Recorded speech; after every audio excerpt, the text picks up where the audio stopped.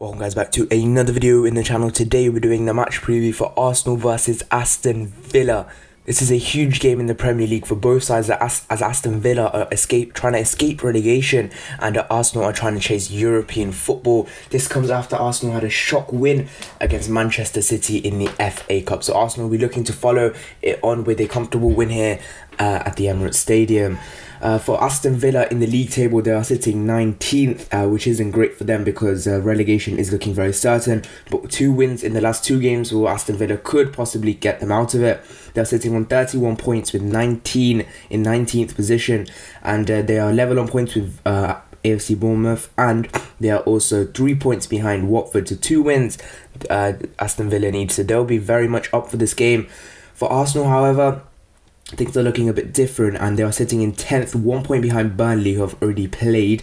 And if Sheffield United or if Tottenham drop points, then Arsenal could go above Tottenham into 7th position possibly. And considering if things go their way, they could be into 6th if Wolves drop points as well. So for this game for Arsenal, it would be huge for them because Tottenham are playing Leicester, and Leicester could possibly beat Tottenham. So this is quite important for Arsenal. They are into the FA Cup final, and you guys can see my match reaction for that. I have calmed down since then. But looking at this game, FA Cup is our best chance of European football and quite a bit of prize money as well. And a trophy, a trophy is most important, especially for a season we've had, and for Mikel Arteta, it would give him the world of confidence, and especially for the likes of Emi Martinez to stay. But we're going to go on to that later. But, Aston Villa, they're going to be up for this game because, their Premier League lives are at stake. Obviously, our European football at stake, but I really think they're going to be up for this game, and if we're not on our A game today, not today, but when we play the game, we will get beaten, and that is pretty certain because they do play good football on their day. However, Arsenal will be making changes for this game because they played Liverpool and then they played Manchester City. So, a lot of players that played in that game will be drained out. So, they'll be looking to try and make a few changes for this game. Maybe that means a bit of reshuffling at the back. Maybe that may be the case. So, we're going to get straight into the predicted lineup for this game against Aston Villa, starting off Emi Martinez. Emi Martinez is probably going to be the only player that's played so many games. Obviously, we don't have a backup goalkeeper. Leno isn't back yet, and Emi Martinez, he's playing so well, and I think he just needs to recover quickly against Man City and just get ready for this game against Aston Villa. That will be very key for him.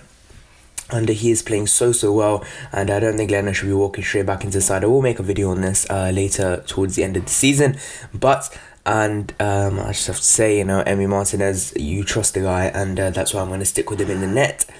So going into the back three now, we are going to start off with Kolasinac on the left-hand side. I think Kolasinac, he came on the last few minutes against Man City, I do believe, and they didn't really make an impact, so I do expect him to come in for this game. Obviously, there are a few people that do need rest. I think Mustafi did pick up a little knock in that game. I'm not sure how long is that. I'm not sure what's the badness of it. I'm not too sure. But Sead Kolasinac will come in for this game, I do believe. Going into the centre-back role, the middle of it, I'm going to go with Socrates. I do think Socrates needs to come back into the side, and this is a perfect game to do so when quite a few people are tired, and I think he could show Mikel Arteta why he is an important part of the side. On the right of that, I'm going to go with Rob Holding. Rob Holding actually played really well against Liverpool. He was unlucky actually not to start against Manchester City, but it was all part of Mikel Arteta's masterclass. But I think Rob Holding should come back into this game, and I think the whole back three will be changed for this one, and that is the back three I will go with. And I think it's enough to beat Aston Villa, especially the three at the back. I think it will be enough to beat Manchester City. So we're going to go into the wing backs now. Starting off on the right hand side, I'm going to go with Cedric. Cedric obviously did not play against Man City. He was cup tied, which is very unlucky for him actually, because he won't be available for the final. So you really feel for the guy, especially he just come in January. So Cedric, I do think he's going to come back in for this game. Cedric is quite a good player, defensively he's very good, and I think especially when Aston Villa are going forward with the likes of Trezeguet, I think he is a big threat for Aston Villa, and I think Cedric is more than capable of coping with that, and that's why I'm going to go with Cedric on the right hand side, give Niles and Bellerin a rest. On the left hand side, I'm going to go Bukayo Saka. Saka did not play at all against against Manchester City. I don't think he played. So again, I think that's all part of Mikel Arteta's masterclass. I think he preferred Niles' his pace over Saka's intelligence, I guess. But I do expect Saka to come back in for this game. Maybe he could play on the right hand side of the three up front, but I do think this is a bit better position for him to come in because he can use his blistering pace on the left hand side.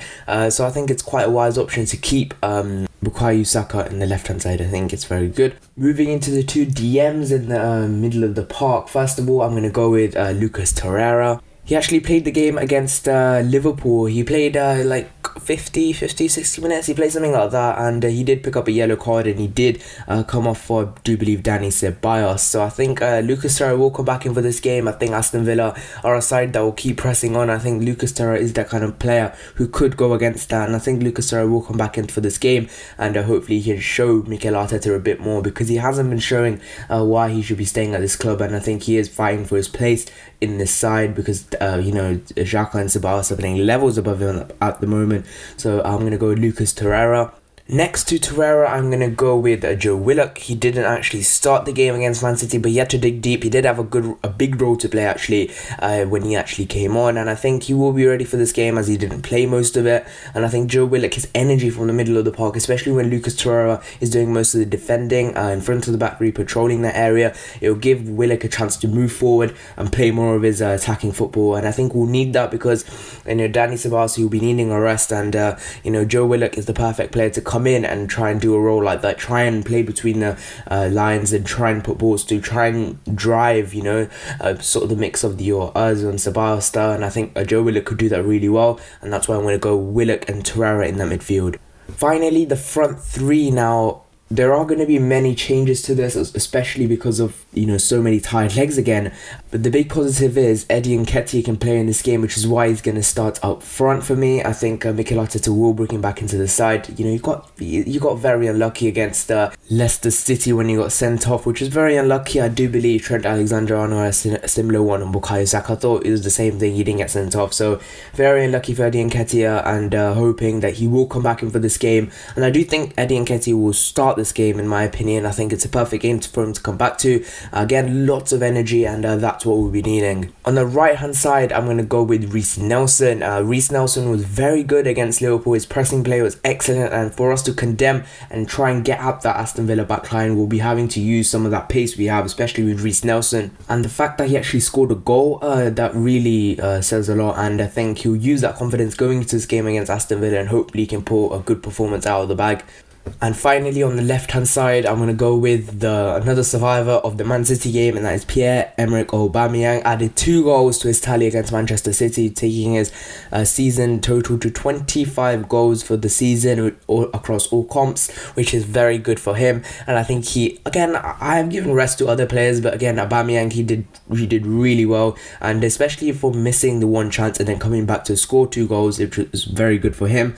And I do think he has to start in this game, in my opinion, and hopefully he does so he can chase Jamie Vardy, who's on top, 3 goals ahead of him, I'm pretty sure, maybe 4, I'm not too sure about that, but Aubameyang, you need some experience around the likes of Eddie Nketiah and Reiss Nelson and Joe Willock, so I think that's why I would go with Pierre-Emerick Aubameyang. So that is it for my predicted lineup. I went with Martinez, Kolasinac, Socrates, Holding, Cedric, and Saka, and Torreira and Willock, and then up front as the 3, I went with Nelson, Nketiah, and Pierre-Emerick Aubameyang. So that is it for my predicted lineup. Now for the predicted score, I think Aston Villa have a very good side with the likes of Grealish. If we're not open, Grealish can play some beautiful passes to the likes of Trezeguet and Samata, who do play up front for Aston Villa, and they can be very lethal when they're on form. And I think we have to wary of that. They are fighting for their lives at the moment, so this will be a must-win game for them. And again, they will fancy their chances against Arsenal because yes, we did beat Liverpool and Man City, but we can be very frail in some times. So predicted score for me, I think Arsenal will win this one, in my opinion, and I think it won't be too comfortable. I think it will be quite gritty, but I think we'll win 2-1 in this one.